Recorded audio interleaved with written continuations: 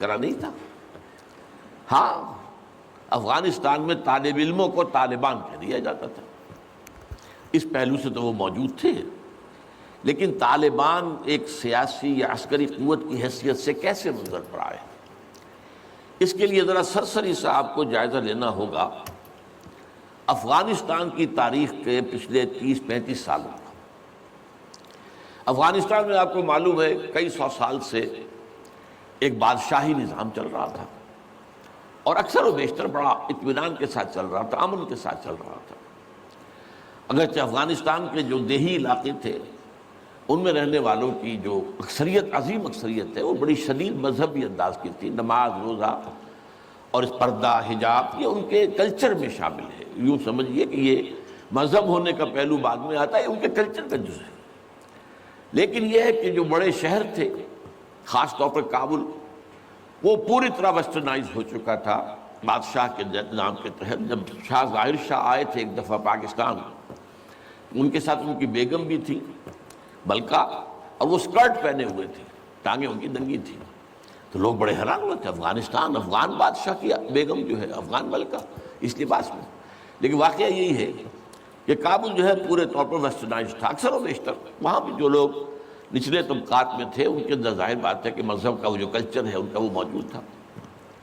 اس کیفیت میں ایک سڈن چینج آئی جب سردار داؤد خان نے تختہ الٹا ظاہر شاہ کا، اور ان کی لیننگز جو ہیں، رجحان جو ہیں، وہ روس کی طرف زیادہ تھے، لیکن یہ کہ وہ کوئی خالص نظریاتی کمیونسٹ نہیں تھے۔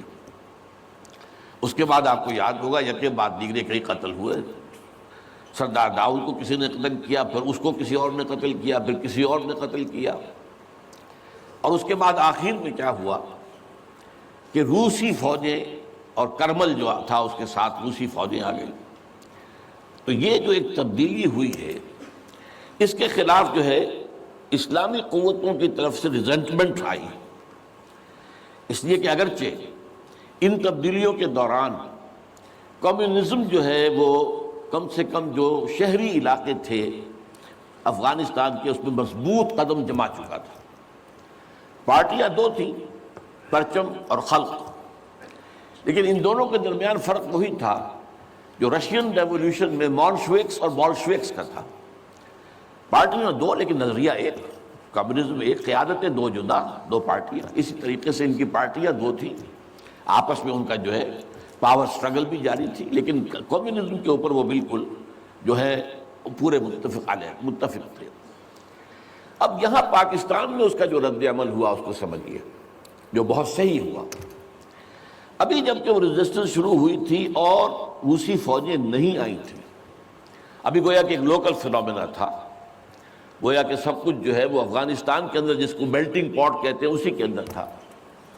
تو اس وقت بھی ظاہر بات ہے کہ کمیونزم کے خلاف مسلمانوں کے اندر اور مذہبی مزاج کے لوگوں کے اندر ایک رد عمل شروع ہوا، ریزسٹنس شروع ہوا، اور ان میں خاص طور پر کالجوں اور یونیورسٹیوں کے طلباء کا حصہ بہت زیادہ تھا۔ یہ لوگ جو ہیں یا تو جماعت اسلامی کے زیر اثر تھے، اور یا زیادہ تر جو ہے الاخوان المسلمون کے زیر اثر تھے۔ انہی کے لیڈروں میں حکمت یار تھے، گل مدین حکمت یار، انہی میں احمد شاہ مسعود، اور ان دونوں کی بڑی گہری دوستی تھی، بہت گہرے ایک دوسرے کے ساتھ یہ گویا کہ کامریڈز تھے اور ساتھی تھے۔ پھر استاد ربانی، عبدالرسول سیاف، اس قسم کے لوگ، ان لوگوں نے جو ریزسٹنس موومنٹ شروع کی، تو یہاں بھٹو صاحب نے اس وقت بالکل صحیح قدم اٹھایا۔ ان میں سے بعض لوگوں کو دعوت دی، وہ آئے دارالحکومت میں، بھٹو صاحب کے مہمان رہے، ان کی پیٹھ تھپ کی کہ ٹھیک ہے کرو کوشش، اور یقیناً کچھ نہ کچھ جو ہے انہیں مدد بھی دی ہوگی، لیکن یہ کہ اس کے بارے میں مجھے معلوم کچھ نہیں ہے۔ اندازہ ہے کہ جب بلایا ہے، پیٹھ تھپکی ہے، اس لیے کہ ظاہر بات ہے ان کو معلوم تھا یہ کہ اگر جو ہے یہاں پر کمیونزم آ گیا اور خاص طور پر روس اگر قابض ہو گیا تو پھر اس کا اگلا قدم پاکستان ہے۔ گویا کہ وہ جو صدیوں پرانا خواب ہے روسیوں کا، وہ زار کے زمانے کا خواب ہے کہ سائبیرین ریچ جو ہے وہ بہت ہی چاہتا تھا کہ کسی طریقے سے یہ افغانستان اور پاکستان کو رونگتے ہوئے، اور وہ جو ہے بحیرہ عرب عربین سی اور بحر ہند، انڈین اوشن کے گرم پانیوں تک پہنچ جائے۔ لہذا افغانستان میں قدم جم گئے تو ظاہر بات ہے کہ اس کے بعد اگلا ہدف جو ہے وہ پاکستان ہوگا۔ تو یہ صورتحال تھی کہ جس میں بھٹو صاحب نے جو قدم اٹھایا وہ بالکل صحیح تھا۔ بعد میں جب روسی فوجیں آ گئیں، اب ایک ریزسٹنس شروع ہوئی زبردست۔ ان میں سب سے پہلی ریزسٹنس جو ہے وہ در حقیقت جو جہاد شروع ہوا ہے وہ جہاد فی سبیل الحریت تھا۔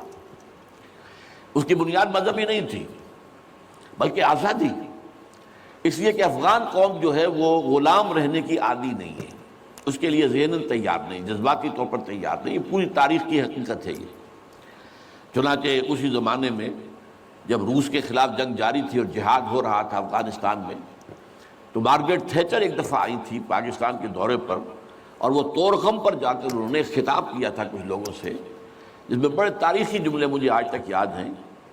We learned our lesson and the Russians will also soon learn their lesson۔ Afghanistan کے بارے میں ہم نے سبق سیکھ لیا تھا، ہم نے بار بار فوج کشی کی اور فتح کیا، لیکن اپنا قبضہ برقرار نہیں رکھ سکے۔ اسی طریقے سے بالفرض اگر روس نے قبضہ کر بھی لیا تو وہ یہاں رہ نہیں سکے گا۔ یہ سبق جو ہے ہم نے تو سیکھ لیا ہے، روسی بھی سیکھ لیں گے۔ بہرحال اس وقت جو صورتحال پیدا ہوئی اس میں ایک فیکٹر جو نیا آیا اس کو ذہن میں رکھیے۔ اس وقت پورے عالم اسلام میں احیاء اسلام اور نفاذ شریعت کا ایک جذبہ پروان چڑھ رہا تھا۔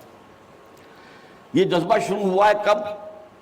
جب کہ کولونیل رول کا بستر طے ہونا شروع ہوا۔ یہ یورپین جو پاورز تھی انہوں نے اپنا بستر رول کرنا شروع کیا، تو جیسے جیسے مسلمان ممالک آزاد ہوئے ان کو یاد آیا، جیسے آدمی کو نیند سے اٹھے تو یاد آیا کہ میں نے کوئی خواب دیکھا تھا، یاد آیا کہ ہمارا بھی تو ایک نظام ہوتا تھا نا، یا انگریزوں کے آنے سے پہلے، یا ولندیزیوں کے آنے سے پہلے، یا فرانسیسیوں کے آنے سے پہلے، یا اطالویوں کے آنے سے پہلے، یا اسپینیئرز کے آنے سے پہلے، یہ آخر ہمارا ایک نظام تھا، تو اب ہم اس نظام کو دوبارہ قائم کریں۔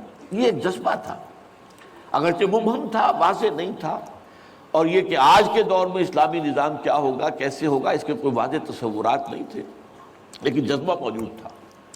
اسی کو علامہ اقبال نے جو ہے ابلیس کی زبان سے کہلوایا ہے، وہ ابلیس کی مجلس شورا میں، کہ ہے اگر کوئی خطر مجھ کو تو اس امت سے ہے، نہ مجھے جمہوریت سے کوئی اندیشہ ہے۔ ہم نے خود شاہی کو پہنایا جمہوری لباس، یہ تو ہم نے خود ہی اس کو ایک لباس اڑھا دیا ہے شاہی کو، اور اسے جمہوریت کا رنگ دے دیا ہے۔